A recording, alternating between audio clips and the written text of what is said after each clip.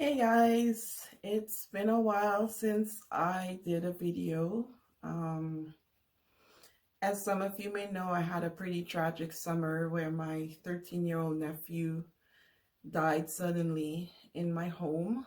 Um, he was here from another country visiting my family for the summer, and he was just a happy 13-year-old young man enjoying his summer, and the next thing he's gone. So it's been pretty rough emotionally and mentally. We're still waiting for answers, so it's pretty hard to accept that this has happened to him. Um, it's been pretty hard to turn a sewing machine on, but over the past week, I have been able to pull some fabrics that I was collecting for years with the intention of making toss cushions. I've been able to work on those over the last week, and it's been pretty nice getting back into it and not having to use a lot of brain power to sew, and it's been pretty calming and relaxing for me. Anyway, I posted the pillows that I made, and some of you asked about the zipper and how I installed it, and that prompted me to do a little video on the zipper. And I guess that's what I needed to get my sojo back, I guess, because here I am shooting another video. Anyway, Cirque du Soleil is coming soon within the next couple weeks here in Canada, close to where I live, and my family and I are going to Cirque du Soleil. Therefore, of course, I need an outfit. So there's this top that I really like, but since my house is still unorganized from that tragic event, I can't seem to find a pattern. So I have decided to pull another pattern from my stash. That's another thing I'm doing. I'm trying to sew from my stash. So I'm trying to use the fabrics that I have already and the patterns that I have already. Anyway, the pattern that I'm going to work on is Butterick 6490. And view A is what I really wanted to do. But because I'm trying to sew from my stash, this fabric doesn't have enough to do this top. Therefore, I'm going to do view D, which is just the same top, but with the long sleeve and the little bell sleeve and no cape. So if you have this pattern and you've always wanted to sew it, feel free to join me as I work on view D of Butterick 6490. So the next step is to lay your pieces on your fabric and cut it out. One tip I will give you, this is what I do. I make sure and measure my pattern pieces before I cut. So if my bust is 40 inches, I make sure that this is 10 inches plus seam allowance.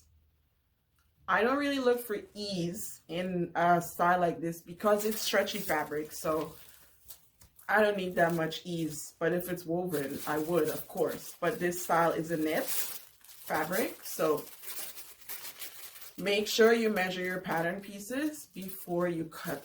That is very important, else you would have a garment that does not fit you. So I will see you in the next video with your pattern pieces cut out, and we will get to sewing.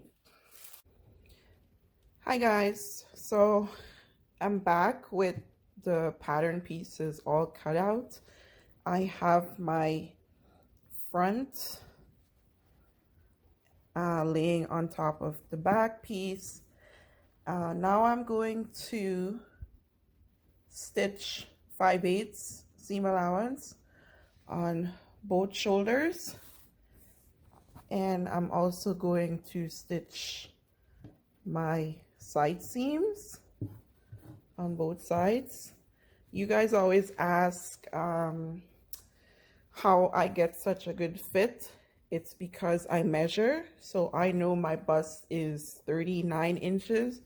I will measure to make sure that I get 39 inches plus seam allowance. Because this is a knit, I will go a little bit less. So let's say 38 inches plus seam allowance at the bust point. At the waist, I will do the same thing. My waist is 36. I will measure for it to be 35 plus seam allowance, and same at the hips. Again, because it's a knit, I will go smaller because I want to get it fitted. So yeah, now I'm going to, like I said, sew my shoulder seams, and I am going to sew my side seams together. I am going to serge, and then I'm going to work on the sleeve. Okay guys, I'm back. I have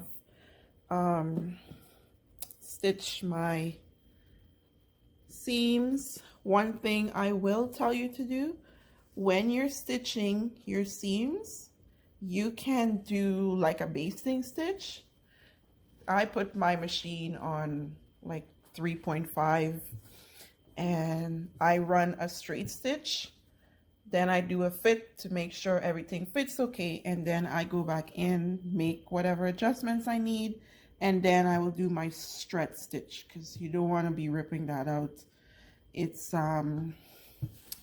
too hard and you may rip your fabric doing that. So I always run a basting stitch first, do a fit, and then go with my stretch stitch as this is a knit.